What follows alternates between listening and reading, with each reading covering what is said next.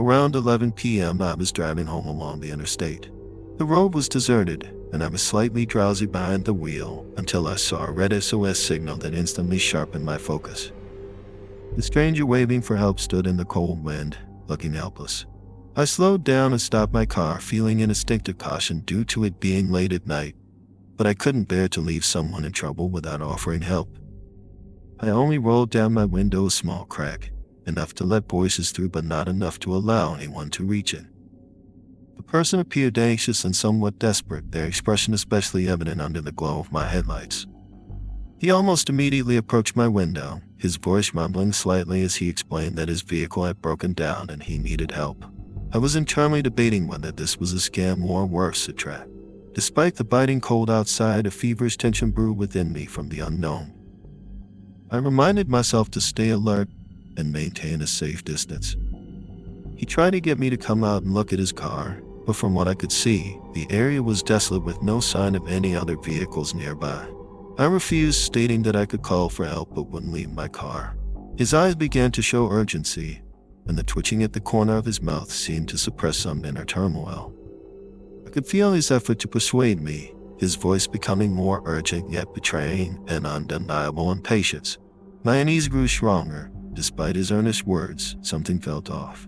As he saw my hesitation, he changed tactics, asking if I could lend him some tools so he could fix the car himself. I replied that I didn't have any tools that could help and that I felt the safest option was to stay in my car and call for professional assistance. He was visibly disappointed and somewhat angry at my response. The tension in the air thickened with each passing moment of our conversation. I grew more concerned that this simple refusal might provoke him into extreme actions. My hand was already on the window control, ready to roll it up completely at any sign of threat. As the tension peaked, I decided it was time to end this standoff. I told him I would call the emergency services immediately and suggested he keep his distance from my car while waiting for them to arrive. Just as I was about to make the call, I noticed a sudden change in his demeanor. His disappointment morphed into a resolve that was hard to describe. I realized things might escalate quickly, but I hadn't anticipated how swift the next moments would unfold. As I reached for my phone to dial for help, the situation escalated suddenly. The stranger's eyes turned wild, and his body language shifted from anxious to aggressive. He lunged towards me, trying to snatch my phone with a desperate ferocity. Instinctively, I pulled the phone away to the other side and hit the window button to roll it up, blocking his attempt. His fingers grazed the window as it closed, and I quickly locked it, thwarting any further attempts. However, he didn't give up but instead began to frantically pull at the car door handle, trying to open it. My heart raced and I envisioned various possible scenarios, aware of the grave danger I was in. In my panic, I mistakenly shifted into neutral, but this error inadvertently bought me a few seconds to reassess the situation. Realizing my mistake with the engine roaring in neutral, it dawned on me that I needed to calm down and shift correctly. The sudden noise startled the man, causing him to step back. Seizing this brief opportunity, I correctly shifted into drive and tore the accelerator. The car shot forward, leaving the man unable to react in time and forcing him to let go of the door handle. Yet he seemed unwilling to give up, chasing after my car and even managing to hang onto the side, attempting to attack me through the window. My heart nearly burst from my chest as I gripped the steering wheel tightly, trying to keep the car straight while doing everything in my power to shake him off. His arm wildly swung at the window edge, his every touch and roar palpable.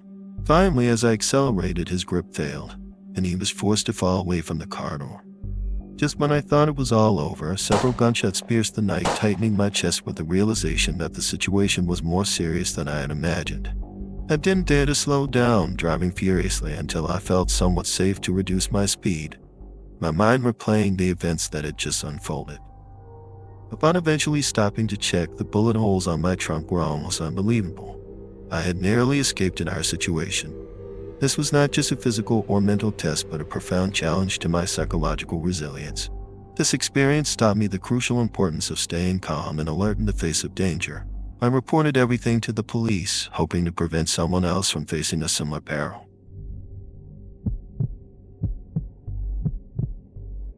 That evening, as I left work, my mood was exceptionally light.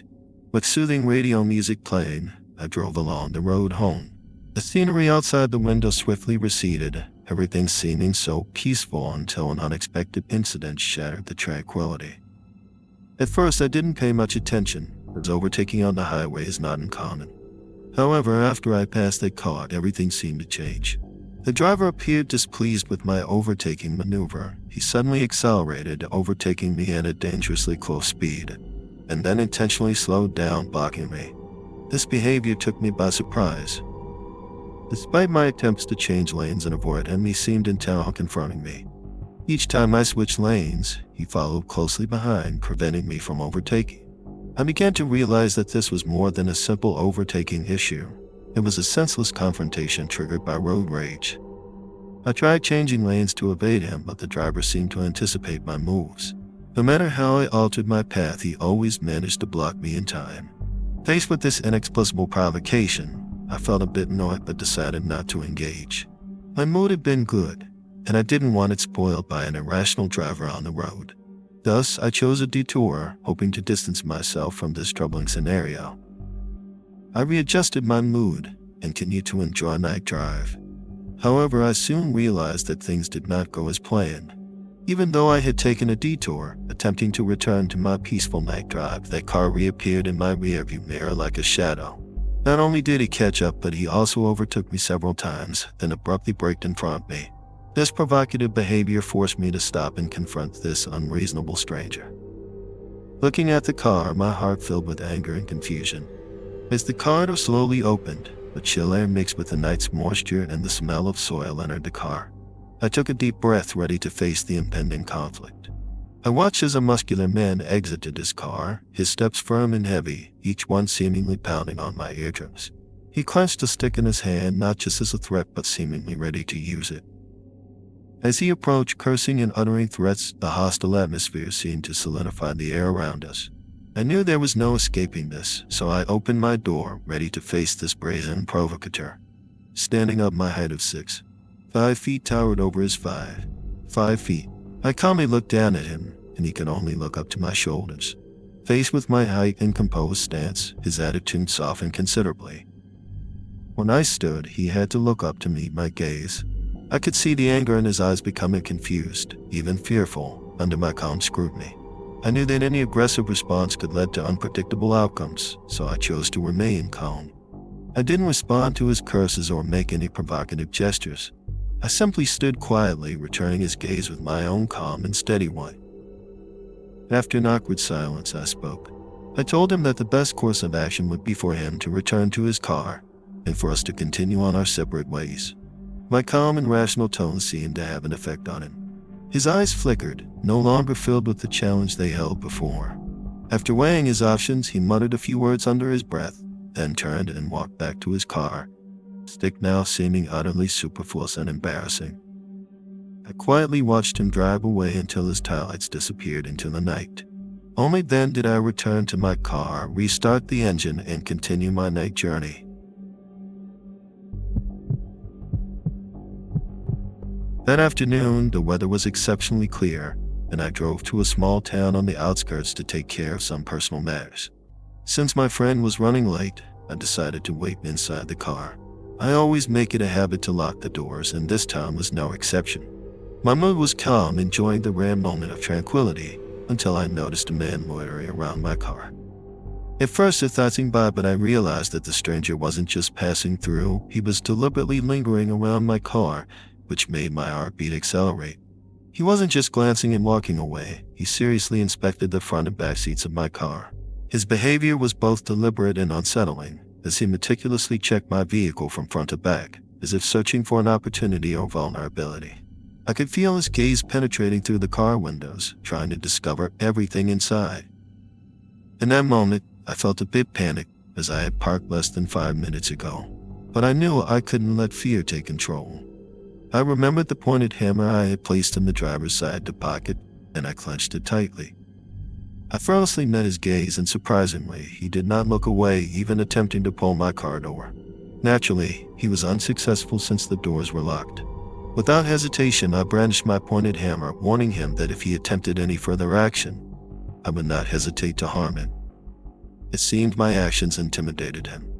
He stopped what he was doing, and our gazes locked in a moment filled with calculation and evaluation, while I tried to project as much firmness and vigilance as possible.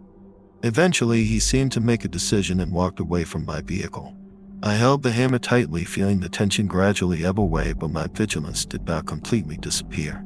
I watched him slowly walk away until his figure vanished around a corner of the sidewalk.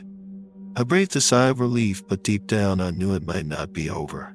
I immediately contacted my friend, telling him everything that had happened.